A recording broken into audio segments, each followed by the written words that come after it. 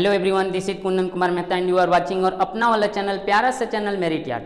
तो जैसा कि प्रीवियस लेक्चर में हम लोग लाइव प्रोसेस जो है उससे रिलेटेड कुछ क्वेश्चन किए थे, तो आज के इस लेक्चर में पुनः यानी ये आपका सेकेंड लेक्चर होगा जिसमें हम लोग पुनः 40 क्वेश्चन करने वाले हैं, जो कि जैक बोर्ड के व्यू से बहुत ही इंपॉर्टेंट क्वेश्चन है वो सभी। तो वैसे बच्चे जो अभी तक प्रीवियस लेक्चर नहीं देखे हैं तब वो प्रीवियस लेक्चर देख कर आएंगे, ताकि उन्हें आगे समझने में कोई परेशानियां उतना ना हो नहीं, और बोर्ड में उनका मार्क्स जो है अच्छा से अच्छा यानी ज़्यादा से ज़्यादा वो स्कोर कर पाए, ठीक ना।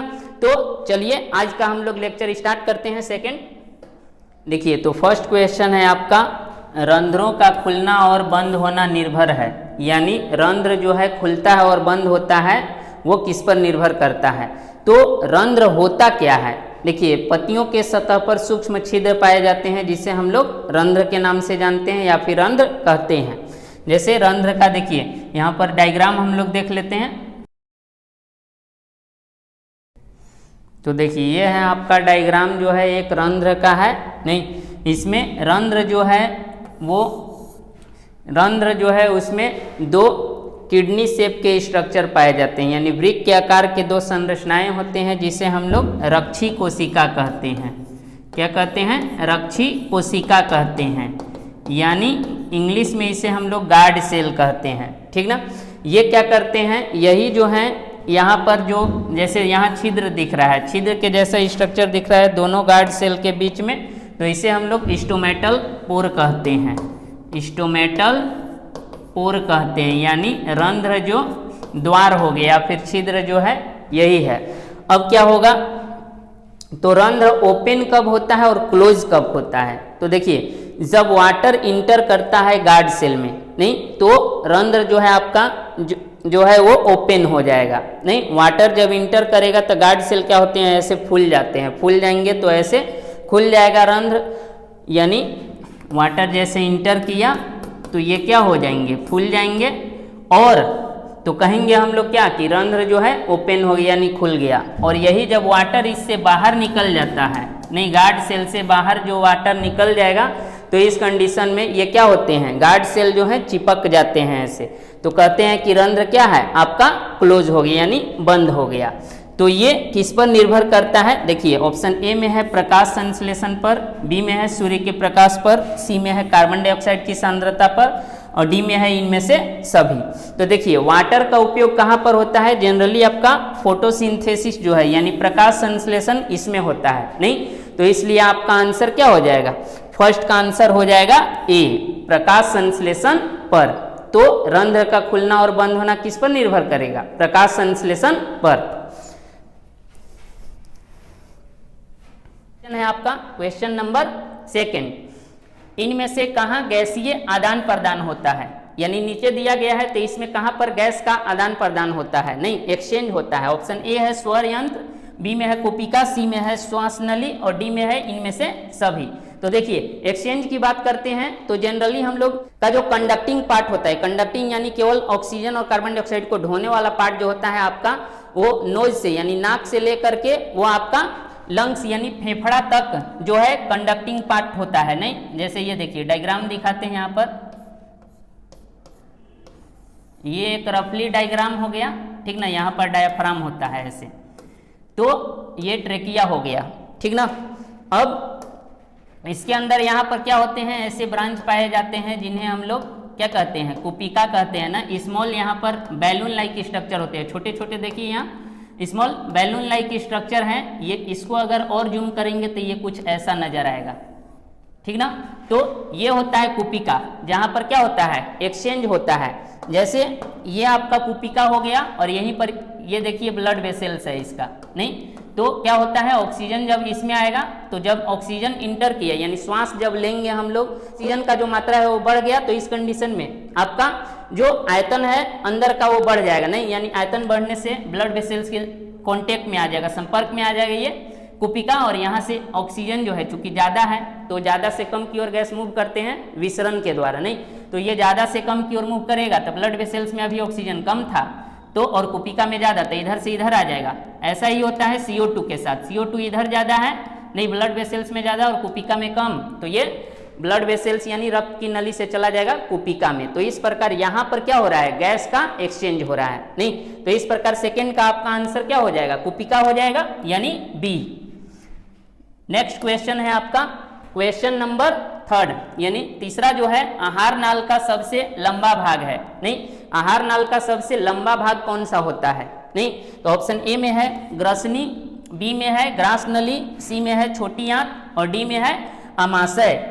नहीं, तो बात करें, देख में है ग्रसनी और बी में है आपका ग्रास नली और सी में है आपका छोटी आंत और डी में है अमाशय। नहीं, तो बात करें, देखिए छोटी आंत के बारे में हम लोग पढ़े थे कि छोटी आंत जो है आपका आहार नल का सबसे बड़ा पार्ट होता है। नहीं, सबसे बड़ा भाग है जिसका लेंथ लगभग कितना होता है, 6.5 मीटर के करीब होता है, इतना।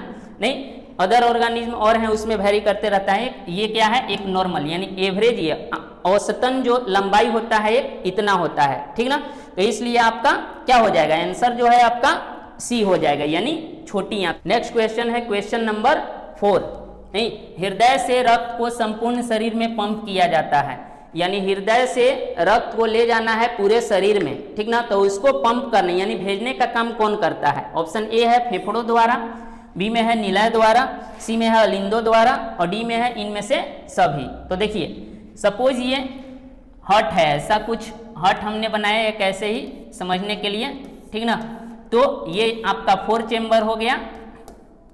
अब देखिए पूरे शरीर से जब ब्लड आ जाता है ऑरिकल, नहीं इसको अलिंद कहते हैं, और ये हो गया आपका वेंट्रिकल। तो आता है कहाँ, पूरे शरीर से, जैसे इधर से आ गया, यहाँ पर आ गया हर्ट यानी अलिंद में आया, और फेफड़ा यहाँ पर लंग्स होता है, तो लंग्स से होते हुए यहाँ पर आ गया, ऑक्सीजनित रुधिर हो गया, और पूरे शरीर यानी बॉडी टिश्यू जो है पूरे शरीर से विऑक्सीजनित रुधिर यानी जिसमें ऑक्सीजन कम है, कार्बन डाइऑक्साइड ज़्यादा है, तो अशुद्ध रक्त इसको हम लोग कहते हैं। तो पूरे शरीर से अशुद्ध रक्त आ गया अलिंद में। नहीं, तो आने के बाद क्या होता है, फिर पुनः ये आते हैं वेंट्रिकल में। नहीं, और इसके बाद ये देखिए प्योर ब्लड है, नहीं फेफड़ा से आ रहा है तो उसमें ऑक्सीजन है यानी शुद्ध रक्त है।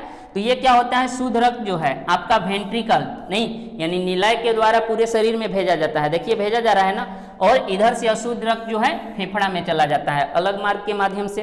तो ये आपका हो जाएगा क्या, इसका आंसर हो जाएगा आपका बी, यानी निलय जो है, देखिए निलय के द्वारा ही ना पूरे शरीर में जा रहा है रक्त। तो हृदय से पूरे रक्त को पंप कौन करता है, आपका निलय करता है, ठीक ना। अलिंद और फेफड़ा तो होगा नहीं। अब देखिए नेक्स्ट क्वेश्चन है क्वेश्चन नंबर 5।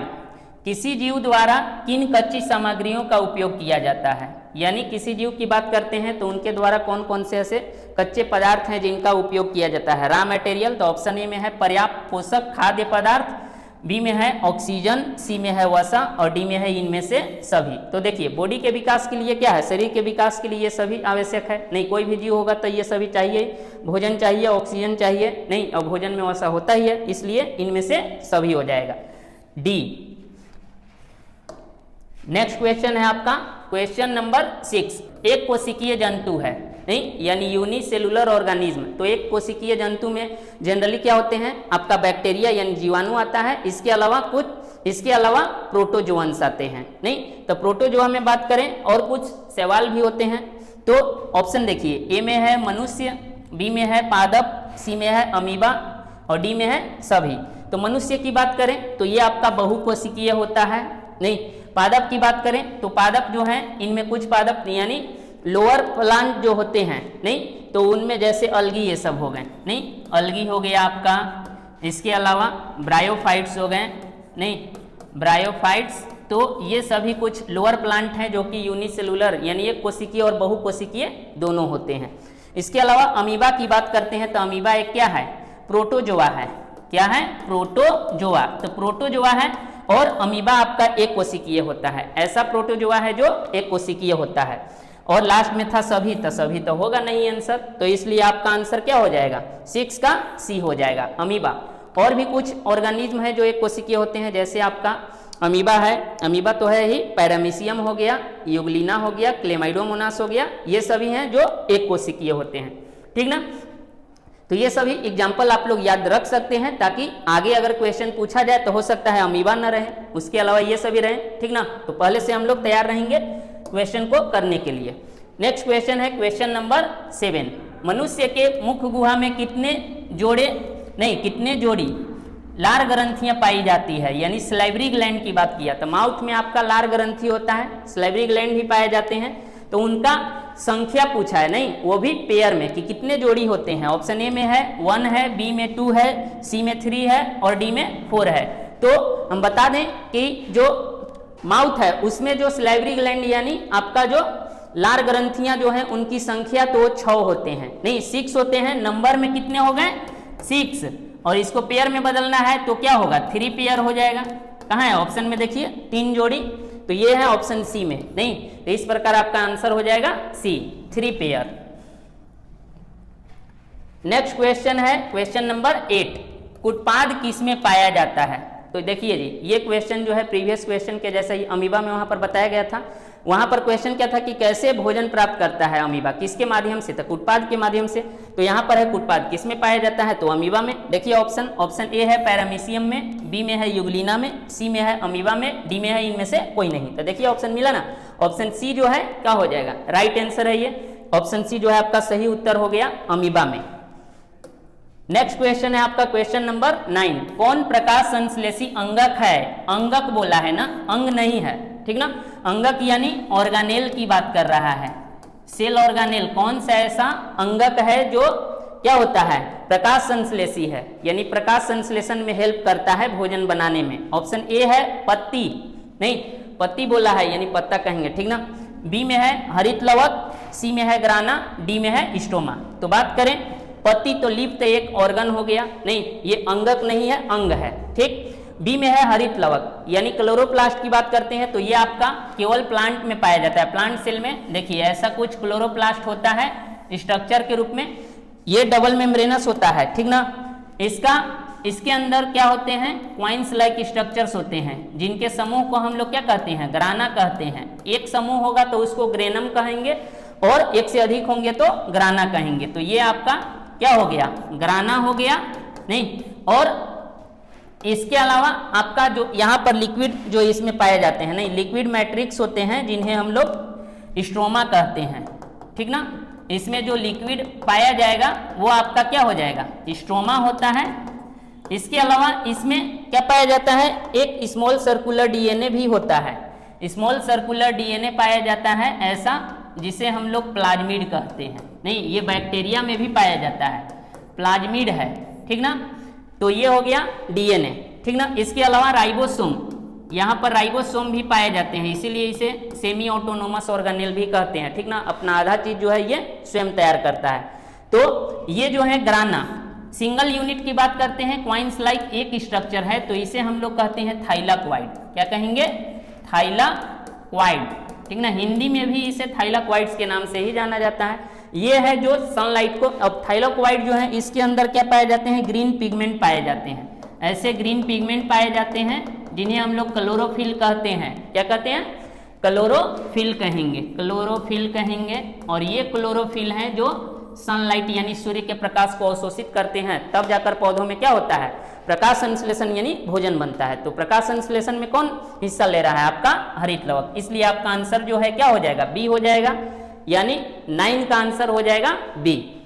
देखिए नेक्स्ट क्वेश्चन है आपका क्वेश्चन नंबर 10 है, ठीक ना। क्वेश्चन क्या बोल रहा है, मगरमच्छ के हृदय में कोष्ठकों की संख्या है, नहीं मगरमच्छ में बोला है। तो देखिए तो हम बता देते हैं अलग अलग जीव में जो हार्ट होता है यानी हृदय जो है उसमें चेंबर जो है कितने होते हैं संख्या के रूप में। तो देखिए मछली की बात करते हैं, मछली नहीं मछली जो है इसका हृदय जो है आपका 2 चेंबर का होता है, यानी 2 कोष्ठ होते हैं, इसमें कोष्ठक की संख्या 2 होती है। एक ऑरिकल होता है, एक अलिंद और एक नीला, ऑरिकल एंड वेंट्रिकल 1-1 होता है। इसके अलावा जो आपका एम्फीबियन होते हैं, नहीं उभयचर जिनको कहते हैं, उभयचर जो होते हैं इनमें आपका 3 चेंबर्ड हार्ट होता है, उभयचर हो गए। और इसके अलावा रेप्टाइल यानी सरीसृप जो होते हैं, नहीं सरीसृप, इन सबों के बारे में 9th क्लास में पढ़ना था, ठीक ना, आप लोग पढ़े होंगे वहां पर। सरीसृप जैसे मगरमच्छ हो गए, छिपकली हो गए, नहीं ये सभी जो होते हैं, सांप हो गया आपका, तो ये सभी सरीसृप में आते हैं। तो 3 चेंबर दोनों में होता है, ठीक ना। अब बात करें पक्षी की, और आपका बच गया स्तनधारी, स्तनधारी, ठीक ना। तो देखिए स्तनधारी हो गए, तो स्तनधारी यानी मैमल्स, इनमें आपका ह्यूमन आता है, मानव, ठीक ना, मानव हो गए, और भी मैमल्स होते हैं जितने, गाय बैल ये सभी मैमल्स हो गए, चूहा हो गया, नहीं तो पक्षी और मैमल्स यानी स्तनधारी, इन दोनों का हट जो है 4 चेंबर का होता है, यानी 2 अलिंद और 2 निलय पाए जाते हैं इन दोनों में। यहाँ पर जो है उभयचर और सरीसृप जो है 3 चेंबर है हट, इसलिए इनमें जो है आपका 2 अलिंद और 1 निलय होता है, ठीक ना। अब यहाँ पर दिया गया है कि मगरमच्छ में पूछा है, तो देखिए आप लोग तो खुश होकर मार दीजिएगा कि मगरमच्छ बोल रहे हैं, तो देखिए मगरमच्छ जो है सरीसृप में आता है 3 चेंबर, तो उतना ही खुश होकर मारे आंसर और उतना ही गलत हो जाएगा, तुरंत मुंह बन जाएगा, नहीं तो ऑप्शन यहाँ पर दिया गया है आपका 1, 2, 4 और 8। देखिए ऑप्शन यानी एग्जामिनर जो होते हैं वो कितना सेट किया गया है कि आपका तो ऑप्शन है ही नहीं, 3 कहाँ है, तो आप लोगों को बता दें जो आपका मगरमच्छ, नहीं मगरमच्छ एक ऐसा सरीसृप है जिसमें आपका 4 चेंबर्ड हट होता है, क्या होता है 4 चेंबर्ड हट पाया जाता है इनमें, नहीं ये एक्सेप्शन है आपका सरीसृप का, तो इसलिए आपका क्या हो जाएगा, आंसर हो जाएगा सी 4 चेंबर, ठीक ना। नेक्स्ट क्वेश्चन है आपका क्वेश्चन नंबर 11, लार में पाया जाने वाला एंजाइम का नाम है, तो लार में कौन सा एंजाइम पाया जाता है, यानी माउथ में जो सलाइवा रिलीज होता है जी, नहीं वाटरी फ्लूइड यानी जल के जैसा जो लिक्विड होता है उसे हम लोग उसमें एंजाइम पाया जाता है, जिसे क्या कहते हैं सलाइवरी एमाइलेज के नाम से जानते हैं, तो इस प्रकार आपका आंसर क्या हो जाएगा, ए हो जाएगा। बी में लाइपेज तो ये होता नहीं है, पेप्सिन भी नहीं होता है, स्टोमक में होता है, इनमें से कोई तो होगा नहीं, ठीक ना।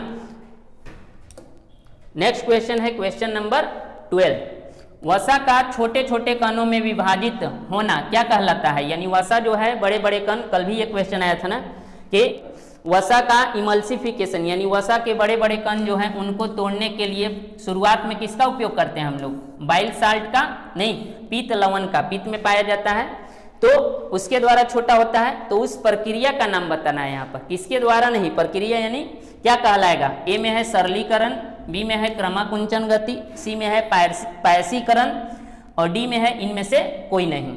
तो देखिए आपका जो आंसर होगा वो हो जाएगा सी, इसको हम लोग पायसीकरण कहते हैं, नहीं सिंपल में बदलना, तो वसा के छोटे छोटे कण जो हैं, नहीं वसा के कणों को छोटे छोटे यानी वसा का छोटे छोटे कणों में विभाजन जो है क्या कहलाएगा, पायसीकरण कहलाएगा। क्रमाकुंचन गति होता है, तो ये तो एक प्रकार का गति हो गया जिसकी सहायता से फूड जो है आहार नाल में आगे बढ़ता रहता है आसानी से, ठीक ना।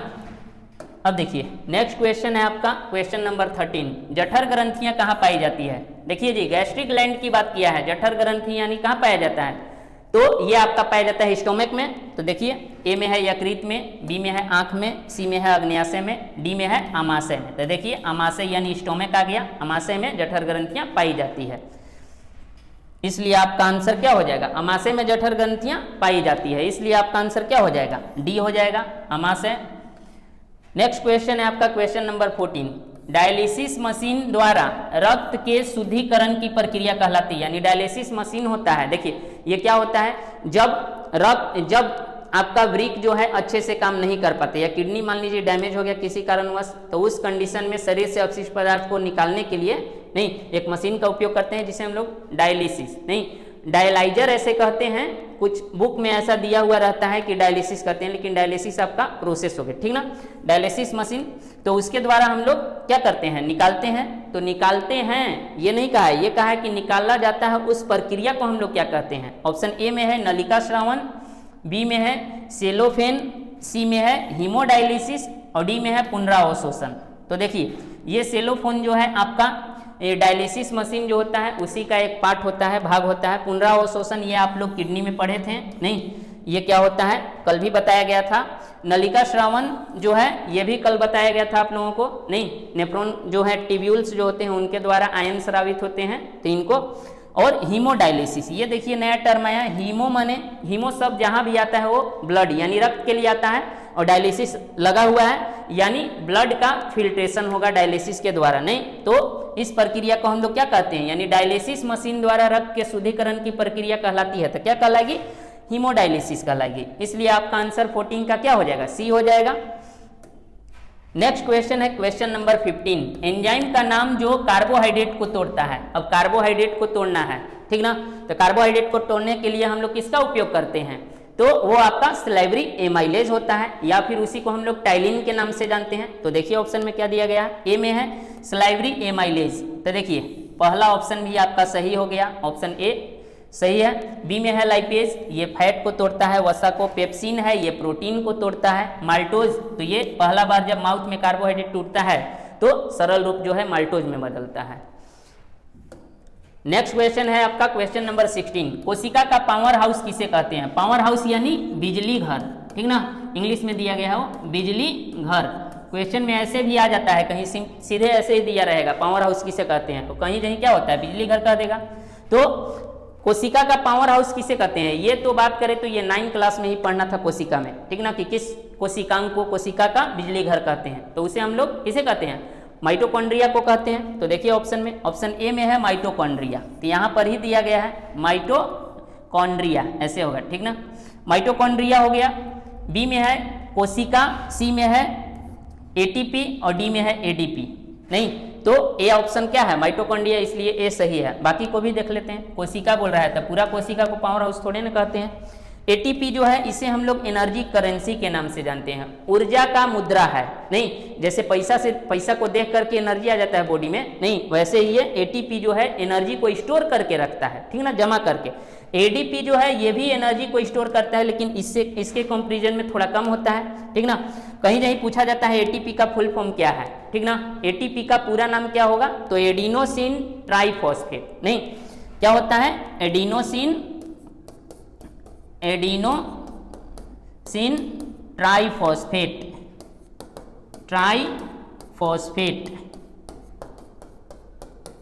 ये हो जाएगा। अब एडीपी का है तो डी के जगह पर बस डाई लगा देना है, बाकी सब वही रहेगा, नहीं एडिनोसिन डाइफॉस्फेट। अब हम लोग नेक्स्ट क्वेश्चन देख लेते हैं। Question number 17। रक्त का लाल रंग किस प्रोटीन की उपस्थिति के कारण होते हैं, यानी रक्त में ऐसा कौन सा प्रोटीन पाया जाता है जिसके कारण हमारा जो रक्त होता है वो लाल होता है, ठीक ना। ऑप्शन ए में है हीमोग्लोबिन। तो देखिए ए में ही हो गया हीमोग्लोबिन, पहले भी पढ़े होंगे आप लोग, तो वहां पर पढ़े होंगे कि रक्त में हीमोग्लोबिन होता है जिसके कारण रक्त आपका लाल होता है। नहीं, आपका ही नहीं हमारा भी।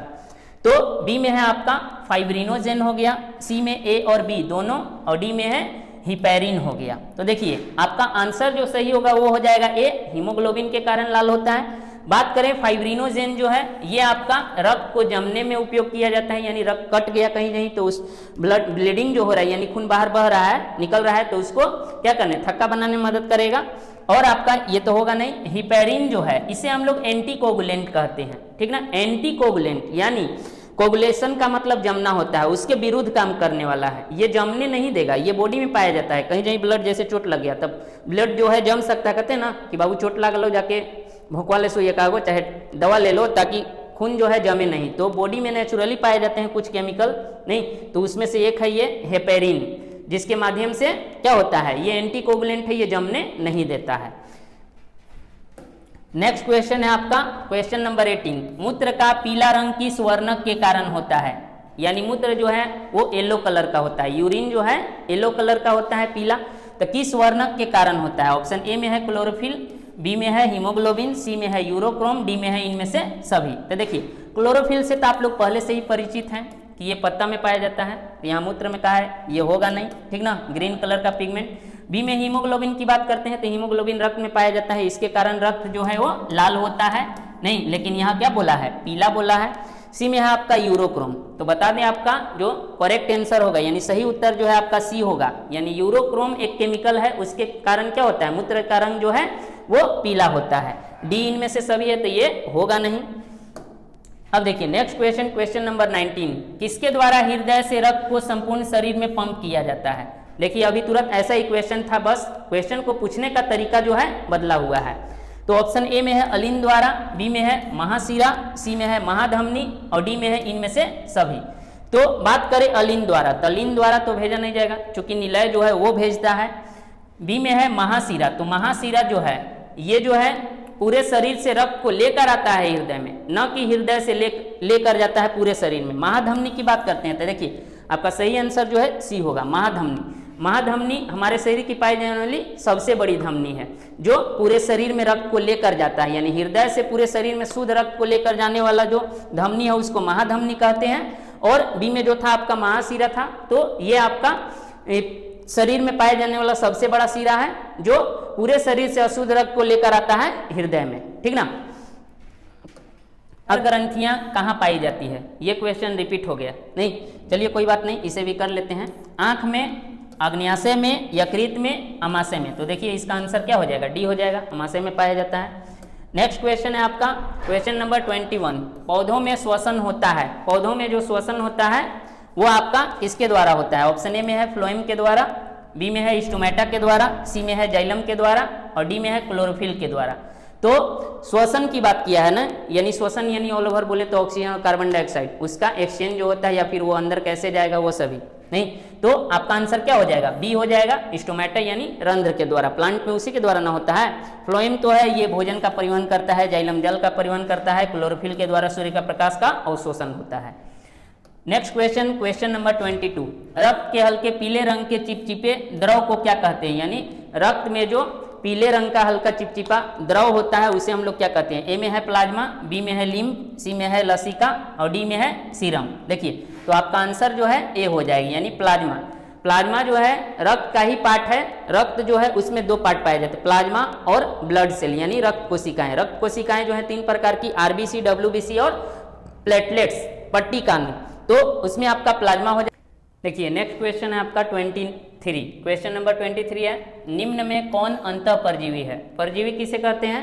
तो ये आप लोग पहले जाने होंगे, नहीं परजीवी तो ऑप्शन ए में है प्लाज्मोडियम, नहीं बी में है जू, सी में है खटमल और डी में है अमरबेल। तो बात करें खटमल, जू और अमरबेल, ये सभी क्या होते हैं? बाह्य परजीवी, यानी वैसे जीव जो होते हैं, नहीं परजीवी ऐसे जीव होते हैं जो अपना भोजन किसी दूसरे जीव के संपर्क में रहकर प्राप्त करते हैं, और ये बाह्य परजीवी हैं यानी शरीर के बाहर रहकर प्राप्त करते हैं।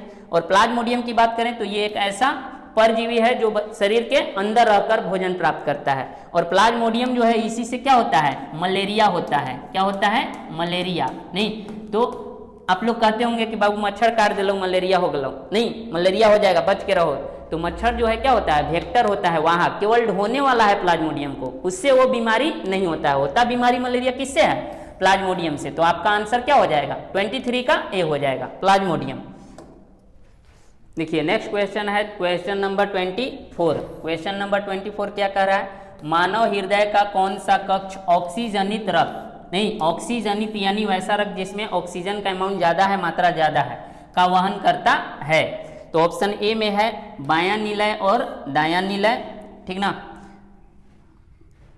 यहां देखिए बायां हो जाएगा और ये हो जाएगा दायां।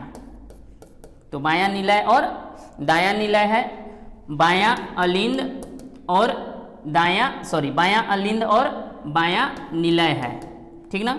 सी में है आपका बोथ ए और बी दोनों, और डी में है इनमें से कोई नहीं। तो देखिए बात करें ऑक्सीजनित रक्त जो है, नहीं ऑक्सीजन युक्त रक्त जो है इसका परिवहन जो है आपका बायां अलिंद और बायां निलय के द्वारा होता है। तो देखिए डायग्राम में थोड़ा सा देख लेते हैं। ये आपका रफली डायग्राम है हार्ट का, जिसमें ये आपका है राइट ऑरिकल और ये हो गया लेफ्ट ऑरिकल, ये हो गया लेफ्ट वेंट्रिकल और ये हो गया राइट वेंट्रिकल। नहीं यानी बोले तो ये आपका हो गया बायां अलिंद और ये हो गया आपका बायां निलय है। और ठीक वैसे ये क्या हो जाएगा? ये आपका दायां हो गया, यानी दायां अलिंद हो गया, और ये आपका दायां निलय हो गया। नहीं अब देखिए यहाँ पर क्या होता है, इधर लंग्स होता है, नज़दीक में होता है हार्ट के, चूंकि हार्ट यहाँ है तो यहीं पर क्या है, दोनों साइड लंग्स होता है। और ये हो गया पूरा बॉडी टिश्यू, यानी पूरे शरीर की बात करते हैं। तो देखिए फेफड़ा से ऑक्सीजनित रुधिर जो है इंटर करता है आपका कहाँ पर आया? बायां अलिंद में, और इसके बाद बायां अलिंद से ऑक्सीजन युक्त रक्त जो है वो बायां निलय में आ जाएगा। तो देखिए कहाँ पर है ऑक्सीजनित रुधिर, किस में पाया जाएगा? आपका बायां अलिंद और बायां निलय दोनों में। नहीं तो इसलिए आपका आंसर क्या हो जाएगा? इसका आंसर जो है आपका हो जाएगा बी, यानी बायां अलिंद और बायां निलय। बाकी देख लेते हैं। देखिए पूरे शरीर से अशुद्ध रक्त जो है ये आपका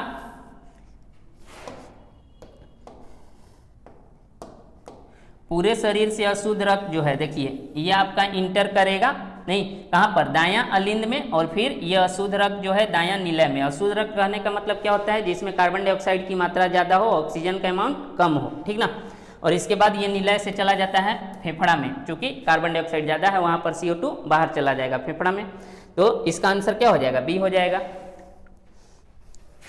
आपका क्वेश्चन नंबर 25, पौधों में गैसों के आदान प्रदान के लिए रहते हैं, यानी पौधों में अगर गैसों का आदान प्रदान होना है तो उसके लिए क्या पाया जाता है। ऑप्शन ए है जड़, बी है रंध्र, सी है टहनी और डी है तना। तो देखिए जनरली पौधों में गैसों का आदान प्रदान जो है आपका रंध्र के द्वारा होता है, इसलिए आपका आंसर हो गया बी। नहीं, लेकिन प्लांट में क्या होते हैं, कुछ स्पेशल स्ट्रक्चर्स भी पाए जाते हैं जिन्हें हम लोग लेंटिसेल कहते हैं, जो कि आपका जो आपका तना हो गया प्लांट का, और इसके अलावा जड़ जो है उसमें पाए जाते हैं। नहीं, वो भी कभी कभी आदान प्रदान में हेल्प करते हैं। तो जनरली ये होता है, इसलिए आपका आंसर क्या होगा, रंध्र हो जाएगा।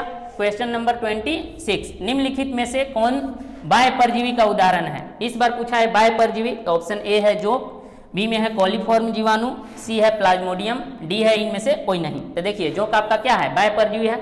बाकी कॉलीफॉर्म जीवाणु ये मानव के आंत में पाया जाता है, और प्लाज्मोडियम के बारे में अभी हम लोग प्रीवियस जो क्वेश्चन था उसमें जाने, तो इस प्रकार आपका आंसर ए हो जाएगा। नेक्स्ट क्वेश्चन है क्वेश्चन नंबर 27, कौन रक्त का थक्का बनाने में मदद करता है, यानी रक्त जमता किससे है। तो ये क्वेश्चन पहले भी किए थे इस प्रकार के क्वेश्चन, बस वहां पर क्या था, रक्त कोशिका था, नहीं उसके द्वारा जमता था, पट्टी कानू के द्वारा। लेकिन यहाँ पर आयन पूछा है, कौन सा मिनरल्स है। तो मैग्नीशियम आयन देखिए, जैसे Mg2+ होगा, Na+, Fe2+ हो गया और Ca2+, ठीक ना। तो बता दें कैल्शियम आयन जो है ये रक्त को जमने में मदद करता है, इसलिए आपका आंसर क्या हो जाएगा, सी हो जाएगा, कैल्शियम आयन। नेक्स्ट क्वेश्चन है क्वेश्चन नंबर 28, मेढक का श्वसन अंग क्या होता है, यानी मेढक में जो श्वसन अंग होता है वो क्या होता है। ऑप्शन ए है त्वचा, बी है क्लोम, सी है फेफड़ा और डी में है ए और सी दोनों। तो देखिए मेढक एक ऐसा जीव है जिसमें त्वचा और फेफड़ा दोनों के माध्यम से श्वसन होता है, नहीं यानी ए भी होगा और आपका सी भी होगा। तो इस प्रकार आंसर देखिए ए और सी दोनों होना चाहिए, तो ऑप्शन डी में देखिए यहाँ क्या है, ए और सी दोनों दिया हुआ है, इसलिए आपका आंसर क्या हो जाएगा, डी हो जाएगा, ठीक ना। क्लोम यानी इसको हम लोग गिल्स कहते हैं, ठीक ना, इंग्लिश में गिल्स कहते हैं और हिंदी में क्लोम कहते हैं, जो कि जनरली मछली में पाया जाता है, फिश में श्वसन होता है इसके द्वारा। नेक्स्ट क्वेश्चन है आपका क्वेश्चन नंबर 29, प्रकाश संश्लेषण की किस अभिक्रिया में ग्लूकोज का निर्माण होता है, यानी प्रकाश संश्लेषण में कौन सा ऐसा अभिक्रिया है जिसमें ग्लूकोज बनता है। ऑप्शन ए प्रकाशिक अभिक्रिया, अप्रकाशिक अभिक्रिया, दोनों ए और बी, और डी में है इनमें से कोई नहीं। तो देखिए बता दें प्रकाश संश्लेषण की जो अभिक्रिया होती है मेनली दो होती है, एक होता है प्रकाशिक और एक होता है अप्रकाशिक। तो प्रकाशिक अभिक्रिया नाम से ही, यानी प्रकाश संश्लेषण की वैसी अभिक्रिया जो प्रकाश की उपस्थिति में होता है तो उसे प्रकाशिक अभिक्रिया कहते हैं, इंग्लिश में इसे लाइट रिएक्शन कहते हैं। जैसे प्रकाशिक अभिक्रिया में क्या होता है, तो क्लोरोफिल के द्वारा सनलाइट का एब्जॉर्प्शन होता है। इसके अलावा आपका क्या होता है कि यहाँ पर वाटर जो है उसका ब्रेकडाउन, यानी पानी जो है वो टूटता है, ठीक ना। इसके बाद टूटने के बाद ऑक्सीजन रिलीज होता है, और आपका कुछ एनर्जी से रिलेटेड जो मोलिक्यूल्स होते हैं यानी ऊर्जा जो है उसका भी निर्माण होता है, ताकि ग्लूकोज के बनाने के लिए उसका उपयोग किया जाए। नेक्स्ट जो रिएक्शन होगा उसमें, नहीं नेक्स्ट अभिक्रिया जो अगला है उसमें सेकेंड है अप्रकाशिक अभिक्रिया, यानी प्रकाश संश्लेषण की ऐसी अभिक्रिया जिसमें प्रकाश की आवश्यकता नहीं पड़ती है, अ लगा हुआ है ना, प्रकाशिक के पहले यानी प्रकाश का उपयोग नहीं होगा, तो इसे हम लोग अप्रकाशिक अभिक्रिया कहेंगे। इसमें आपका मेनली जो है शुगर का फॉर्मेशन होता है, यानी ग्लूकोज जो है उसका फॉर्मेशन होता है। इसके अलावा एटीपी नहीं, यानी एनर्जी से रिलेटेड जो वहां पर मोलिक्यूल बने हैं उनका क्या होता है यहाँ पर उपयोग होता है।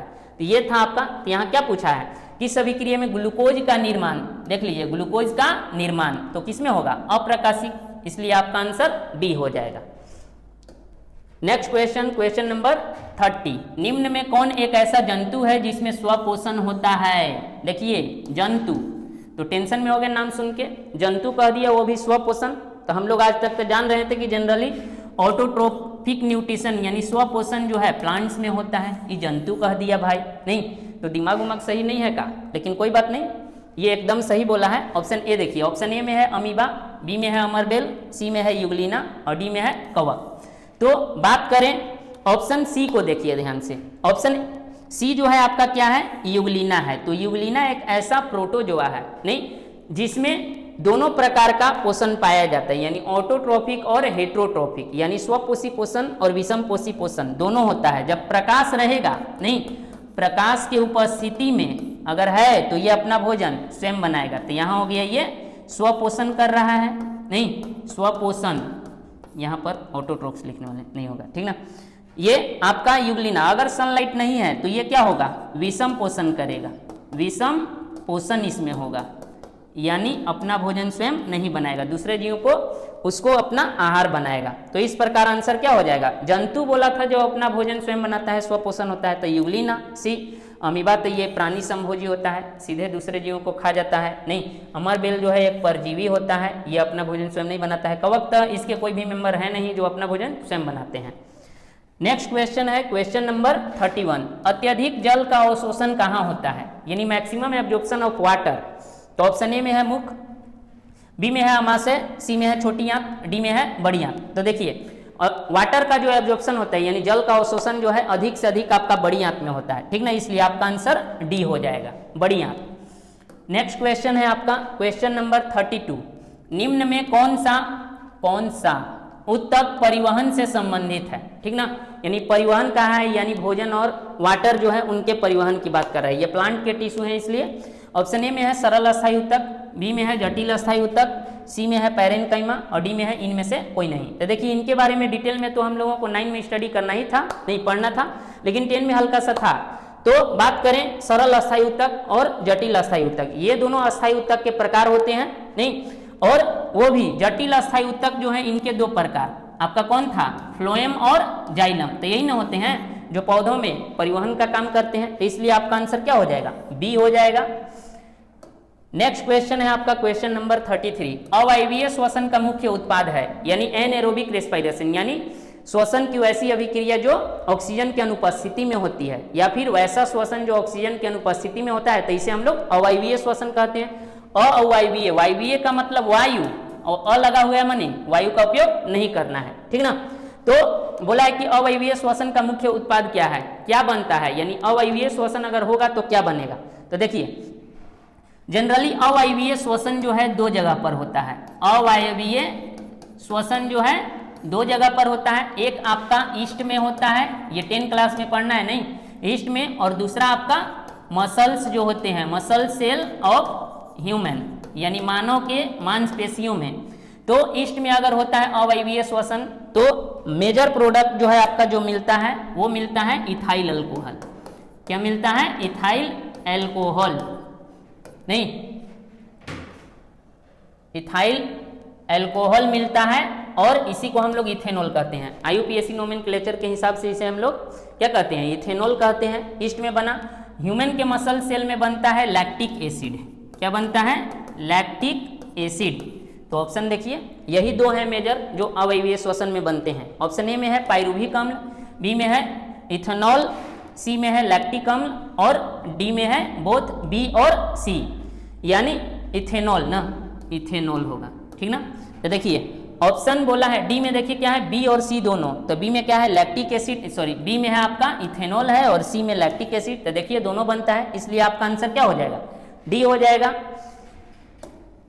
Next question, question number 34, renin का कार्य है, यानी रेनिन। तो देखिए रेनिन एक ऐसा एंजाइम है जो केवल दूध पीते बच्चे जो होते हैं उनमें रिलीज होता है, उनके बॉडी में स्रावित होने वाला है ये, ठीक ना।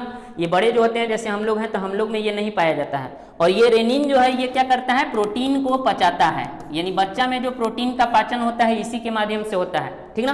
तो ऑप्शन देखिए, ऑप्शन ए में है दूध की प्रोटीन का पाचन, तो मिल गया ऑप्शन ए में ही, नहीं बाकी देख लेते हैं, प्रोटीन को पेप्टोन में बदलता है, तो ये तो बाबू पेप्सिन का काम है जो कि हम लोग में पाया जाता है, ये नहीं होगा। अम्ल का निर्माण, ये तो एकदम नहीं, गलत बात। जीवाणु का नाशक, तो जीवाणु को मारने का काम इसका नहीं है, नहीं, इसलिए आपका आंसर ए हो जाएगा। नेक्स्ट क्वेश्चन नंबर 35, मुख में जीवाणुओं को मारने वाला कौन सा एंजाइम पाया जाता है, यानी हमारे माउथ में यानी मुंह में कौन सा ऐसा एंजाइम है जो जीवाणुओं को मारता है, तो वो होता है आपका लाइसोजाइम, ठीक ना। ऑप्शन ए में है पीत, बी में है HCl, सी में है लाइसोजाइम और डी में है इनमें से कोई नहीं। तो देखिए ऑप्शन सी में है लाइसोजाइम, ये बाहर से आने वाले जीवाणु जो होते हैं उनको नष्ट करता है, इसलिए आपका आंसर क्या हो जाएगा, सी हो जाएगा। नेक्स्ट क्वेश्चन, क्वेश्चन नंबर 36, इनमें से कौन मानव उत्सर्जन तंत्र का भाग नहीं है। देखिए फिर से हड़बड़ी में गड़बड़ी ना हो जाए कहीं, ठीक ना, नहीं बोला है। तो ऑप्शन ए में है वृक्क, बी में है कुपिका, सी में है मूत्रवाहिनी और डी में है मूत्राशय। तो देखिए बात करें वृक्क की तो ये है, मूत्रवाहिनी ये भी होता है, मूत्राशय भी होता है, तीनों जो है उत्सर्जन तंत्र के भाग हैं। लेकिन कुपिका को देखिए ये कहाँ पाया जाता है, फेफड़ा में पाया जाता है, ये आपका श्वसन तंत्र का भाग है, इसलिए आपका आंसर क्या हो जाएगा, बी हो जाएगा, कुपिका। Next question, question number 37, oxygen को शरीर के अंदर ग्रहण करने की प्रक्रिया कहलाती है, यानी बाहर से ऑक्सीजन को यानी सांस को लेने की प्रक्रिया क्या कहलाएगी, ठीक ना, सांस बोले हैं बाबू, ठीक ना, अच्छे से सुने। ए में है उत्सर्जन, बी में है उच्छ्वास, सी में है प्रश्वास और डी में है इनमें से कोई नहीं। तो देखिए ऑक्सीजन को अंदर ग्रहण करना प्रश्वास कहलाता है और कार्बन डाइऑक्साइड को बाहर छोड़ने की प्रक्रिया उच्छ्वास कहलाती है, और दोनों को एक साथ हम लोग ब्रीदिंग कहते हैं, यानी श्वासोच्छ्वास, ठीक ना। तो इसलिए आपका आंसर क्या हो जाएगा, सी हो जाएगा, प्रश्वास। नेक्स्ट क्वेश्चन, क्वेश्चन नंबर 38, वसा का इमल्सीकरण किसके द्वारा होता है, यानी इमल्सीकरण यानी पहले भी हम लोग पढ़े हैं इसके बारे में, नहीं पहले क्वेश्चन में था, इमल्सीकरण यानी इमल्सिफिकेशन, वसा के बड़े अणुओं को छोटे अणुओं में तोड़ना। ऑप्शन ए में है ट्रिप्सिन, बी में है पीत लवण, सी में है लाइपेज और डी में है पेप्सिन। तो पीत यानी बाइल जो है वो तोड़ता है, और बाइल में उसके एक कंपोनेंट होते हैं जिसे हम लोग बाइल साल्ट कहते हैं, पीत लवण, यही तोड़ता है, ठीक ना, इसलिए आपका आंसर बी हो जाएगा।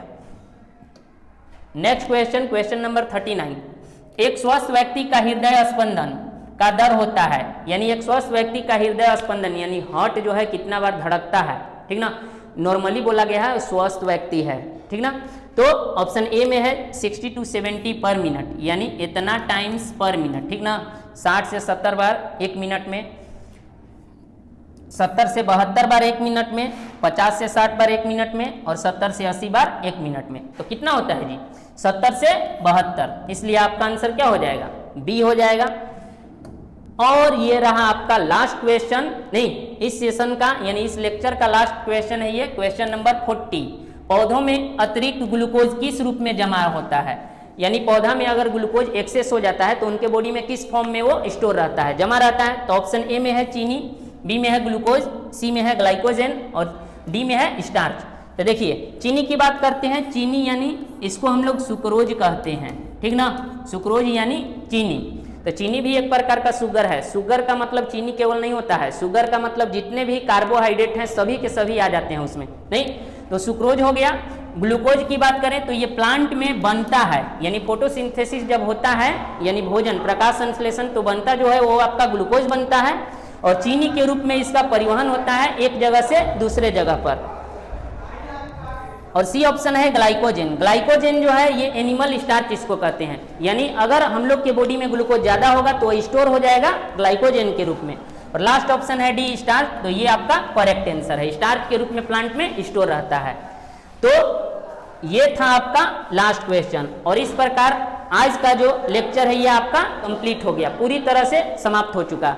तो ऐसे बच्चे जो अभी तक इस चैनल को सब्सक्राइब नहीं किया है, यानी सब्सक्राइब नहीं किए यानी नए हैं, ठीक ना, तो वो चैनल को क्या करेंगे, वो सब्सक्राइब कर लेंगे। इसके अलावा वो ज़्यादा से ज़्यादा शेयर करेंगे, बेल आइकन को प्रेस करना बिल्कुल ना भूलें। इसके अलावा कमेंट करना एकदम जरूरी है, ताकि तभी तो हम लोगों को पता लगेगा कि हम लोग में मैंने हम लोग को और क्या करना चाहिए, क्या सुधारना चाहिए, ठीक ना। अपने हिसाब से हम लोग जितना हो सकता है उतना कर रहे हैं, ठीक। तो ये था आपका लास्ट का लेक्चर।